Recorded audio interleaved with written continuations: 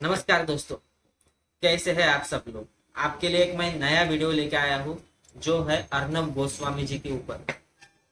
उनकी छोटी बड़ी जो उपलब्धियां है या फिर जो उन्होंने काम किए हैं लाइफ में, उनके बारे में आज हम थोड़ा बहुत जान लेते हैं।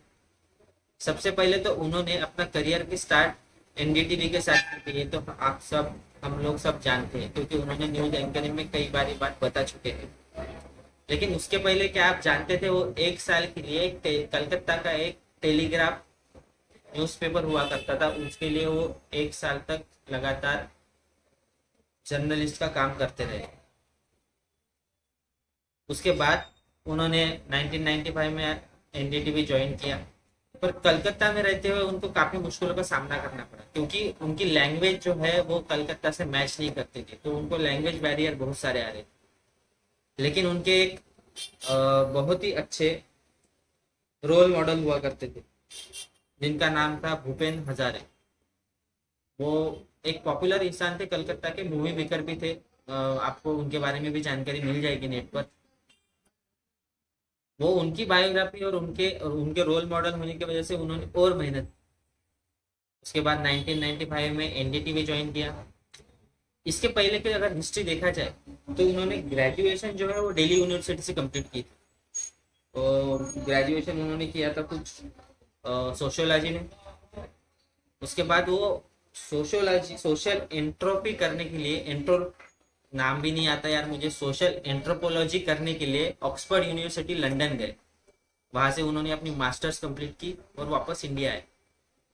फिर बताया आपको मैंने टेलीग्राफ के लिए उन्होंने एंकर जर्नलिस्ट का काम किया।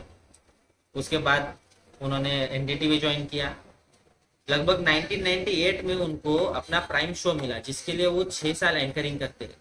उन्होंने कई स्कैम्स जो थे गवर्नमेंट के 2G स्कैम एक्सेट्रा एक्सेट्रा, बहुत बड़े बड़े स्कैम उन्होंने पर्दाफाश किए। सबके बारे में जानकारी वो विदाउट पार्शलिटी सबको दिया करते थे।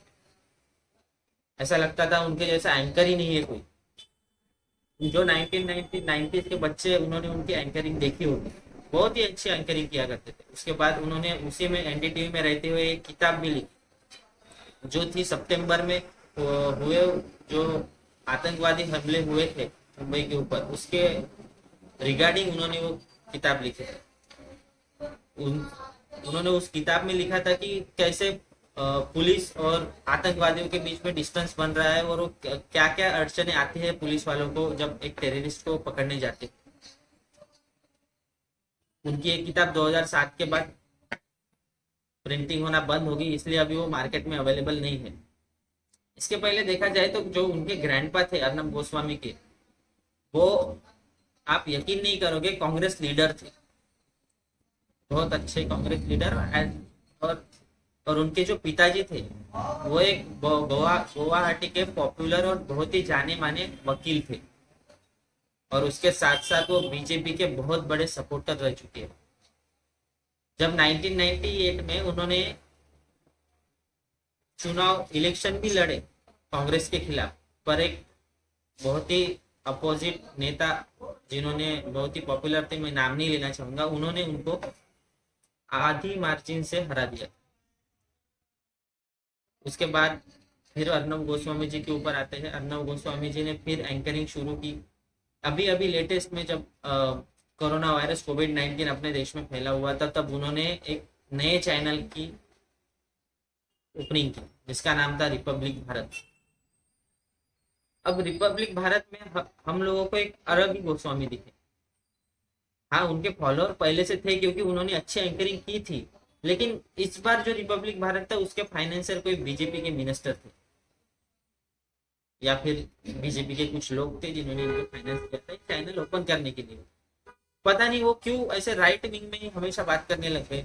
हमेशा ही कांग्रेस के लीडर्स को, ये सोनिया गांधी जी को या शाहरुख खान जी के बेटे को, मतलब समझ में ही नहीं आ रहा था कि वो मतलब ऐसे एंकरिंग क्यों कर रहे, पक्षपात क्यों कर रहे थे। हमेशा अगर कोई अपोजिट में कांग्रेस लीडर अगर उनके साथ डिबेट करने आता था तो वो हमेशा, जैसे इनको बीजेपी के लीडर की डिबेटर की कोई जरूरत ही नहीं है। आप कांग्रेस लीडर हो तो आप अर्नब के साथ ही डिबेट कर लो क्योंकि यही है बीजेपी की तरफ से आपको डिबेटिंग का अपोजिट करेंगे। तो ये होने लगा। और एंकरिंग की एक परिभाषा ही बदल गई। उनकी भी कोई गलती नहीं थी, क्योंकि लगभग आज के जमाने में 90% न्यूज चैनल जो है वो बीजेपी की तरफ है, बीजेपी के आईटी सेल के अंडर है, आईटी सेल के कंट्रोल में है, या फिर उनके जो ओनर है वो आप जानते हैं अडानी जी या फिर अंबानी जी। तो इसलिए न्यूज चैनल जो है गवर्नमेंट के खिलाफ बोल ही नहीं पा रहे। मैं मोदी जी के खिलाफ नहीं हूँ, आप तो जानते हो, मैं किसी गवर्नमेंट के या फिर किसी की तरफ ना मैं चमचा हूँ ना मैं, हाँ दबंग बोल सकते हैं मेरे को, लेकिन ठीक है। तो मुझे लगता है कि एज अ अंधभक्त भी मुझे लगता है कि हमको जो देश में हो रहा है एटलीस्ट वो तो भी दिखाना चाहिए।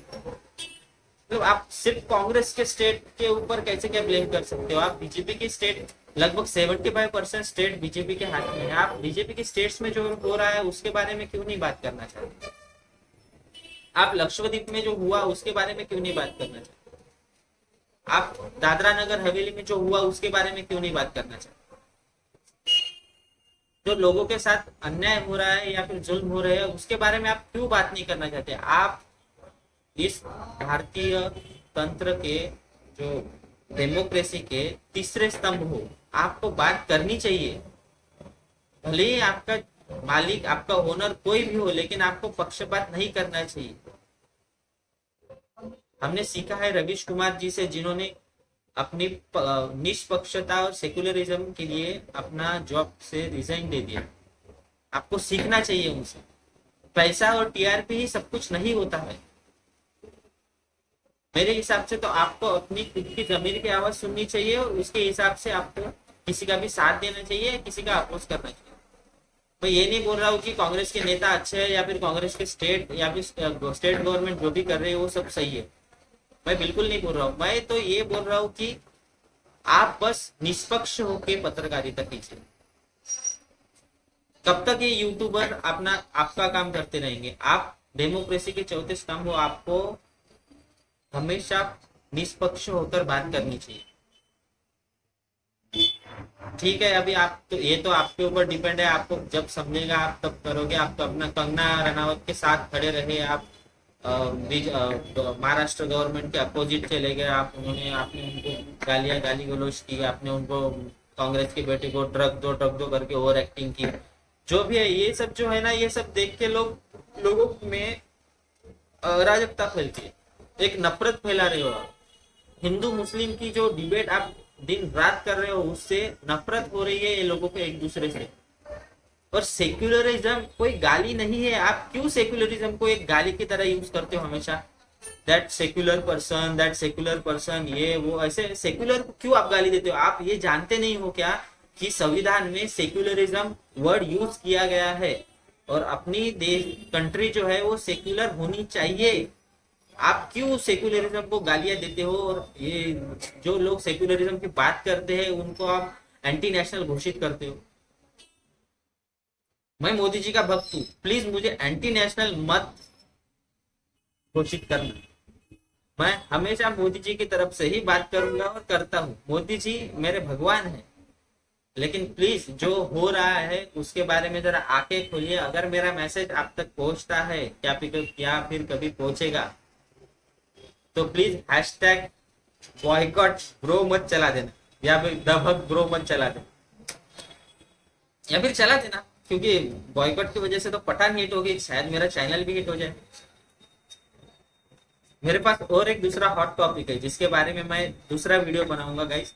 तो आज के लिए बस इतना ही। प्लीज मेरा चैनल शेयर कीजिए, लाइक कीजिए, मेरे चैनल को सब्सक्राइब कीजिए और प्लीज जितना ज्यादा हो सके उतना व्यूज बढ़ाइए। थैंक यू, धन्यवाद, जय हिंद।